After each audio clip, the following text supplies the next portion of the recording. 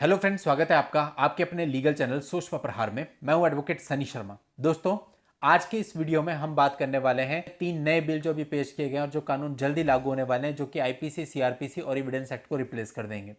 देखिए दोस्तों, चूंकि इस चैनल पर मैक्सिमम वीडियो जो है मैट्रिमोनियल से रिलेटेड है, तो मैं आपको बता चुका हूं कि मैट्रिमोनियल मामलों में नए कानून किस तरह से आपको प्रभावित करेंगे। उसके लिए मैंने अलग अलग वीडियो बनाया कि 498 है, 406 बाइगैमी, 304 बी के जो अपराध होते थे, ये अब इनमें क्या चेंज हुए हैं, क्या मेजर चेंज है, क्या माइनर चेंज है, क्या नहीं हुए हैं। इवन कल मैंने एक वीडियो बनाया था कि divorce, DV act, child custody वगैरह पर इनका क्या प्रभाव पड़ेगा।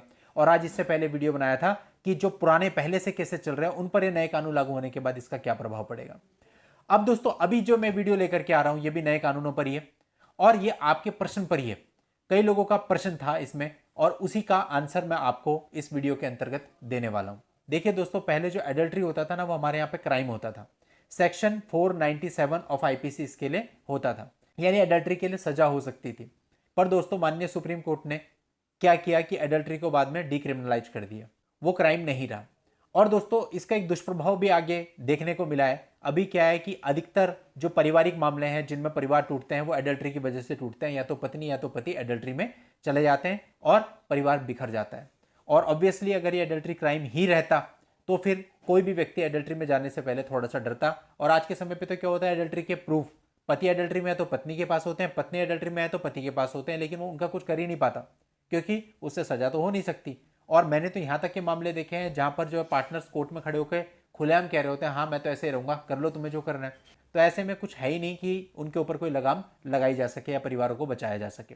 तो ऐसे में हमारे देश की संस्कृति के अकॉर्डिंग जो एडल्ट्री है, मेरे हिसाब से इस पर कुछ ना कुछ पाबंदी जरूर होनी चाहिए थी, लेकिन ये माननीय सुप्रीम कोर्ट ने हटा दी थी। अब उसके बाद एडल्ट्री के बहुत सारे मामले बढ़ गए, तो जो लोग थे वो ये सोच रहे थे कि भाई अब कोई नया कानून आया तो उसमें एडल्ट्री को फिर से क्रिमिनलाइज किया जाना चाहिए।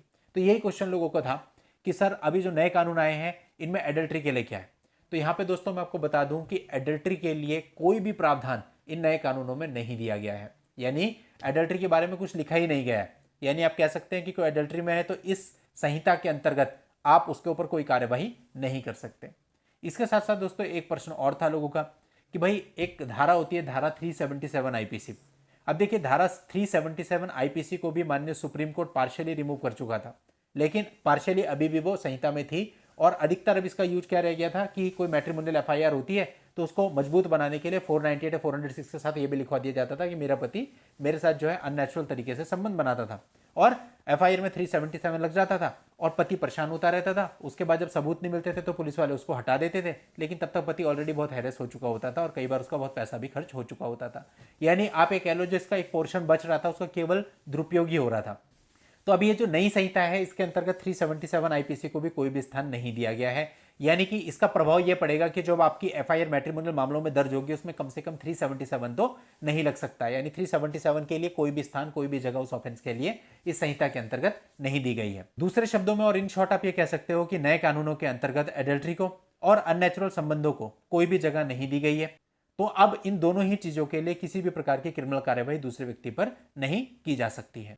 और देखिए, कहीं ना कहीं 377 जो रह गया था, जो उसका पोर्शन कि अननेचुरल तरीके से संबंध बनाना। देखिए, अननेचुरल तरीके से संबंध बनाना मैक्सिमम केस में आज के समय पे यही होता है कि पति पत्नी के बीच में जो भी संबंध होते हैं वो आपसी मर्जी से, आपसी सहमति से, आपसी रजामंदी से ही होते हैं। आज वो समय नहीं रह गया कि कोई एक दूसरे के साथ जबरदस्ती कर ले। चीजें बदल चुकी हैं, जमाना बदल चुका है। आज के समय कौन किसी के साथ जबरदस्ती करने दे रहा है किसी को? कोई किसी को हाथ भी नहीं लगा सकता उसकी सहमति के बिना। वो स्थिति चल रही है। मैं पति पत्नी के बीच की बात कर रहा हूं।